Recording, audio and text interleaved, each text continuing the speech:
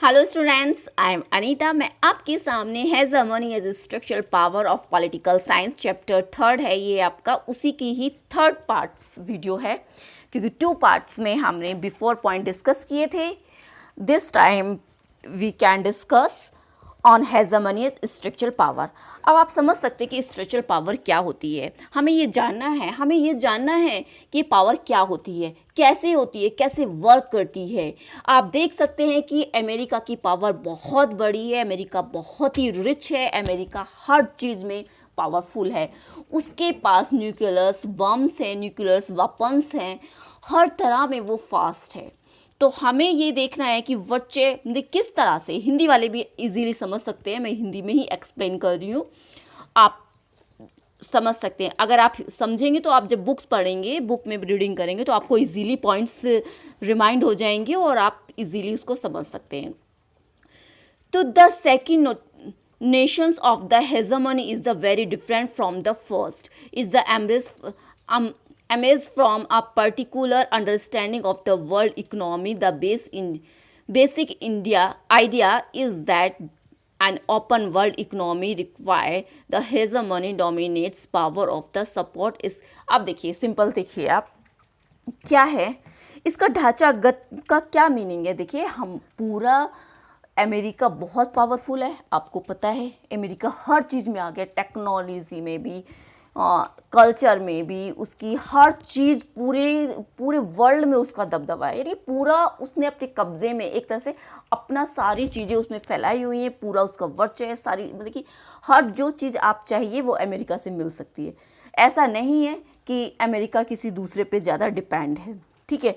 ऐसे तो लेना देना चलता है ये आपस में, बट वो उसके अंदर वो क्षमता है, अगर कोई उसकी हेल्प ना करे तो वो खुद वो चीज़ अर्न करे, वो खुद वहाँ उसको जन्म दे सकता है, उसको पैदा कर सकता है, खुद क्रिएचर कर सकता है, खुद उसका प्रोडक्शन कर सकता है, राइट। देखिए 90 पूरा देखिए नेटवर्क, आप समझते, पूरा नेटवर्क सैटेलाइट सारी किसकी हैं, अमेरिका की हैं। आज वर्क कर रही हैं पूरी सैटेलाइट्स, तो वो अमेरिका की सैटेलाइट्स हैं जो वर्क कर रही हैं। एक बार क्या हुआ था, आप देखिए 99 में इंडिया एंड पाकिस्तान का वार हुआ था। उस वार में उसको हम कह सकते हैं कि कारगिल वार था वो, राइट, आपको बहुत अच्छे से। तो भारत उस टाइम जीडीपी जो थी वो अमेरिका के पास बहुत ज़्यादा थी, उसी ने पहले डेवलप की थी, राइट। तो उस समय उसने अपनी जो सैटेलाइट था उसका मतलब कि वो देने से मना कर दिया था। उस समय इंडिया को बहुत सारी प्रॉब्लम, सेना को, जो हमारी आर्मी को बहुत ज़्यादा फेस करना पड़ा था। इस चीज़ को देखते हुए इससे इंडिया ने सबक लिया, और सबक लिया तो फिर क्या किया उसने भारत में 7 जीडीपी अपनी स्टार्ट कर दी। उसने 7 जीडीपी अपनी स्टार्ट कर दी, डेवलप कर दी, बना ली उसने। अब वो अमेरिका पे डिपेंड नहीं है, वो अमेरिका पे डिपेंड नहीं है। आप इसमें देख सकते हैं इंटरनल डेवलपमेंट फर्स्ट अमेरिका ने किया था। पूरा अमेरिका ही उसको, इसकी सैटेलाइट जो भी है, पूरा नेटवर्क का दौर अमेरिका का है। इसमें कहा जाता है कि भाई अमेरिका जो हमारा इकोनॉमी है, भाई हमारा जो हमारा जो व्यापार हो रहा है, इन एग्जाम्पल लीजिए समुद्र है। आप देख सकते हैं कि समुद्र है, समुद्र पे यातायात होता है, इंपोर्ट होता है सारा, कि भाई अपना ट्रांसपोर्ट का सामान इधर से उधर जा रहा है, एक्सपोर्ट इंपोर्ट होते ही रहते हैं। तो उस पर कोई भी टैक्स नहीं होना चाहिए, क्योंकि समुद्र में चलने से वो कुछ घट तो नहीं जाएगा ना, कम तो नहीं हो जाएगा ना, तो फिर उसको फ्री करना चाहिए ना। पर अमेरिका ऐसा नहीं करता, क्योंकि वो अमेरिका के अंडर में आ रहा है, उसने उस पर टैक्स लगाए हुए हैं, वो टैक्स के द्वारा उसको अपना इनकम कमा रहा है, वो और ज़्यादा डेवलप कर रहा है, उसने टैक्सेस लगाए हुए हैं। तो ये सारी चीज़ें नहीं होनी चाहिए कि इजीली। अब आप देखिए कि आपके पास नेट का कनेक्शन, आपके पास वाईफाई, अगर आपने आपको एग्जांपल लीजिए कि आपके पास अगर थोड़ा नेट किसी ने यूज़ कर लिया, तो उससे आपका तो काम ख़त्म नहीं होगा ना, वो तो फिर उसमें इतना भंडार है। तो उसी तरह से ये नहीं कि भाई आपका किसी को आप बता दें कि आपके पास 100 GB तो वो पूरा ही ऐसे, उतना अगर थोड़ा बहुत कोई यूज़ कर रहा है तो उससे आपको कोई फ़र्क नहीं पड़ेगा। आपके पास भंडार है, आपको कोई फ़र्क नहीं पड़ेगा, उसको हम यूज़ कर सकते हैं। तो बट अमेरिका नहीं चाहता है, अमेरिका चाहता है कि सारा मेरा वर्च्यू रहे, टैक्सेस सारे उसने लगाए हुए हैं, जबकि वो सब चीज़ें नहीं होनी चाहिए थी, सबके लिए फ्री होना चाहिए थे। आप देखिए 2003 में जब इराक पर आक्रमण किया था अमेरिका ने, तो दैट टाइम उसकी पॉपुलेशन ने भी उसका साथ नहीं दिया था, क्योंकि उनको पता था इस तरह से वो अगर अटैक करेगा तो उसकी जो परिणाम होगा वो इन फ्यूचर में कभी भी हमें भुगतना पड़ सकता है। वहाँ की जो पॉपुलेशन है, वहाँ की जो जनता है, वो एक डेमोक्रेसी है वहाँ पर। वहाँ अपनी इच्छा से वो लड़ सकती है, कुछ भी कर सकती है, मतलब कि अपने ये नहीं है कि जैसे गवर्नमेंट कह रही है उसको वो फॉलो करना है। आप देख सकते हैं 28%, काफ़ी ज़्यादा से ज़्यादा व्यापार वहाँ पर पावरफुल है अमेरिका का। सबसे ज़्यादा व्यापार अमेरिका का ही होता है। अब देखिए उसने क्या है, आप देख सकते हैं अमेरिका में सबसे पहले एमबीए भी अमेरिका ने सबसे पहले ही चलाया था। एमबीए एक बिजनेस, भाई वो है कि जिसने एमबीए किया है वो अच्छा बिजनेस कर सकता है। तो इसको यूनिवर्सिटी एंड स्कूल से किस तरह से डिग्री प्राप्त की जा सकती है, किस तरह से एजुकेशन हम ले सकते हैं, ये अमेरिका में अब वो मतलब कि 50 ईयर पाले। वैसे ये तो 1950 में इंडिया में लागू हुआ या अदर कंट्री ने इसके बारे में सोचा, बट अमेरिका तो 50 साल पहले हमसे आगे है ना, वो तो आगे सोच रहा है। तो उसके पास आप समझ सकते हो कितनी पावर है। तो 19th सेंचुरी में तो अमेरिका ने ये सब कर ही लिया था। एमबीए जो स्कूल में एजुकेशन लेना और उसको डेवलप करना कि भाई ये कॉलेज यूनिवर्सिटी में इसकी मान्यता मिलना बहुत बड़ी बात थी।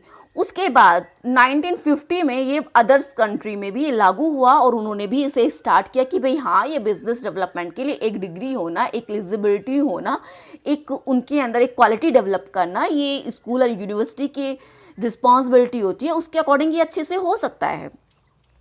राइट स्टूडेंट्स, अब हम चलते हैं नेक्स्ट। आप समझ ही गए होंगे इसको। ये जीडीपी आप देख सकते हैं।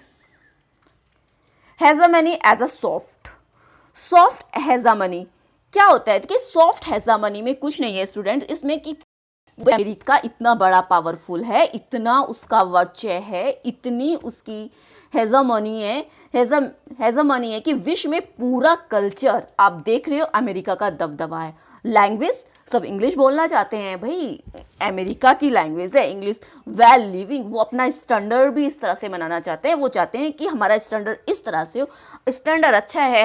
हमारे यहाँ का कल्चर क्या था कि हम नीचे बैठ के खाना खाते थे, एक आसन लिया उस पर बैठ के खाना खाते थे कि टच होनी चाहिए नीचे पालथी लगा के। बट आजकल क्या है, टेबल पे डाइनिंग टेबल ये सब आप क्या है, हमारा फूड इतने देसी फूड होते, घी दूध खाना। आजकल क्या है, लोग कोल्ड ड्रिंक्स वगैरह, टी तो हमारे यहाँ होती ही नहीं थी, टी होती थी तो आयुर्वेदिक ग्रीन टी वगैरह ये सारी चीज़ें हमारे यहाँ अवेलेबल होती थी। अब देखिए स्ट्रक्चर, पूरा चाल ढाल, हमारा बोलने का स्टाइल, उसके कल्चर को सबने अपनाया हुआ। वियर उस तरह के कपड़े पहनना, क्लोथ्स हम उसी तरह के पहनते हैं, अपने आप को उसी तरह से दिखाना चाहते हैं। बल्कि इंडियन कल्चर में साड़ी एंड सबसे पहले साड़ी ही था, बाद में सूट सलवार ये एसेट्रा आते रहे। क्लोथ्स और थॉट भी मतलब कि उनकी जो सोच है ना हमारे ऊपर इतनी हैवी हो गई है, हम सोचते भी उन्हीं की तरह हैं।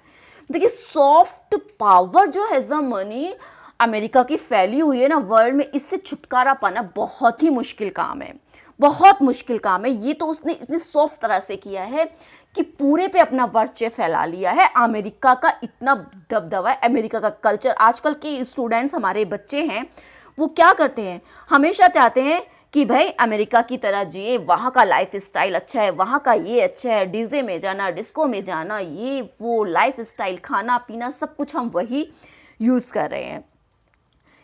चलिए इसके बाद आता है नेक्स्ट हमारा टॉपिक। ये आप देख सकते हैं पिक्चराइजेशन, किस तरह से बच्चा कपड़े वपड़े पहनना, ये सारी चीज़ें हमारी। अब आता है नेक्स्ट हमारा, भाई किस तरह से हमें सॉफ्ट पावर हमारी हो चुकी है। अब आप देख सकते हैं कि किस तरह से, यानी कि अमेरिका, राइट, अमेरिका की शक्ति हमारे किस तरह से, इसको कहना चाहिए कि भाई हम क्या था ये पॉइंट्स है, कंस्ट्रेन ऑन अमेरिकन पावर, कि किस तरह से मतलब कि अमेरिका की जो शक्ति के रास्ते में जो अवरोध है, जो रुकावट है, तो वो क्या है, किस तरह से देखिए अमेरिका के रास्ते में ये पावर जो है रुकावट बन रही है, अमेरिका की पावर में क्या क्या चीज़ें रुकावट बन रही है, उसके अवरोध को, उसके रास्ते को रोक रही हैं और ज़्यादा पावर बनने के लिए।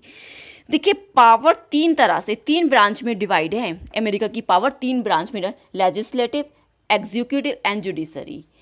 अगर कोई भी पावर आगे निकलना चाहती है, अगर कुछ भी पब्लिक के अगेंस्ट करना चाहती है, कोई भी रूल को तो ब्रेक करना चाहती है, कुछ भी करना चाहती है, तो दूसरा उसके आड़े खड़े हो जाता है, उसके रास्ते में खड़े हो जाता है, उसके बीच में खड़ा हो जाता है।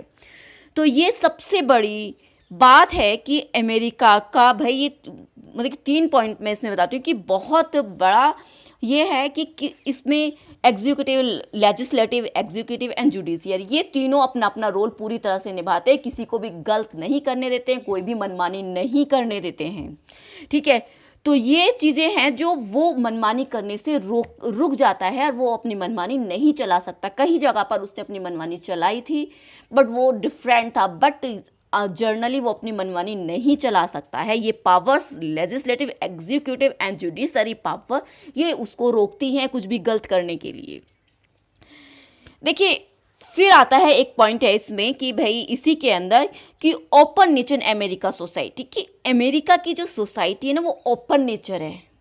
ठीक है, वो अगर कुछ भी गलत हो रहा है ना, वो ये नहीं है कि हमारी जो पॉलिसी है वो गलत वे में जा रही है तो उस पर आवाज़ नहीं उठानी। वहाँ रियल रूप में डेमोक्रेसी है, वहाँ डेमोक्रेसी है, वो रोक सकते हैं, वो अपने रूल्स को फॉलो नहीं कर सकते। अगर उन्हें पता है कि ये हमारे विरुद्ध जाएगा तो वहाँ वो आवाज़ उठाएंगे, उसके खिलाफ खड़े होंगे, क्योंकि लोगों के अंदर पॉलिटिकल अवेयरनेस है। वहाँ के लोग पॉलिटिकल अवेयरनेस है और वो मतलब कि ये नहीं है कि कुछ भी फॉलो करना है, वो जो सही है उसको मानते हैं, जो नहीं है जो उनको पता है कि फ्यूचर में इससे हमें नुकसान होगा। जिस तरह से मैंने बताया ना कि इराक पर अमेरिका ने अटैक किया था 2003 में, तो उसकी जनता ने उसका विरोध किया था, उसको सपोर्ट नहीं किया था। तो ये सारी चीज़ें हैं कि वो पॉलिटिकल इंडिपेंडेंस, मीडिया भी इंडिपेंडेंस है, वो किसी के ऊपर आश्रित नहीं है कि जो उसको बोला जाएगा वो छापेगी। अरे नहीं, वो दिखाएगी जो पूरी जनता के फेवर में, जो सबको एक यूनिटी में लेकर चलता है। तो ये सारी चीज़ें उसके अंदर हैं भाई। किस तरह से वो पूरा, तो अमेरिका का हम कह सकते हैं कि जो उसके रास्ते में अवरोध है तो वही है। ठीक है, और फिर वहाँ की गवर्नमेंट के जो मेथड्स हैं वो भी सही हैं। फिर है नाटो। ठीक है, अब भाई नाटो क्या है? नाटो एक यूनियन है जो एसोसिएशन है, जो 12 स्टेट्स से बनी हुई है। तो वो उन 12 स्टेट्स के अगेंस्ट नहीं जा सकता। हालांकि उन 12 स्टेट्स से भी ज़्यादा वो जितनी पावर वो उसको हेल्प करते हैं अमेरिका को, बट वो अकेला ही उनसे कई गुना ज़्यादा पावरफुल है। फिर भी वो उनसे कहना चाहिए कि वो उनसे बिल्कुल भी उनके अगेंस्ट नहीं जा सकता, क्योंकि अलायंस भी हैं उनके, कुछ अमेरिका में अलायंस भी हैं। तो भाई किस तरह से उनको नाराज़ किया जाए? इकोनॉमिक्स भी है और बेनिफिट्स भी बहुत सारे वहाँ से मिलते हैं। तो एसोसिएटेड विद द नाटो से बहुत ज़्यादा एसोसिएशन है, तो ये अपना उसके अगेंस्ट नहीं जाते हैं। अलायंस हैं जो कैन इन्फ्लुएंस अमेरिका हेजोमोनी को इन्फ्लुएंस करते हैं।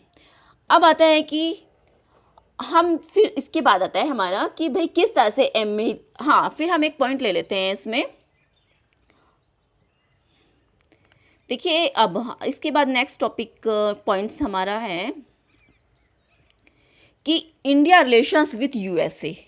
आपको ये जानना है कि इंडिया का क्या रिलेशंस है, अमेरिका का भारत के साथ क्या रिलेशन है।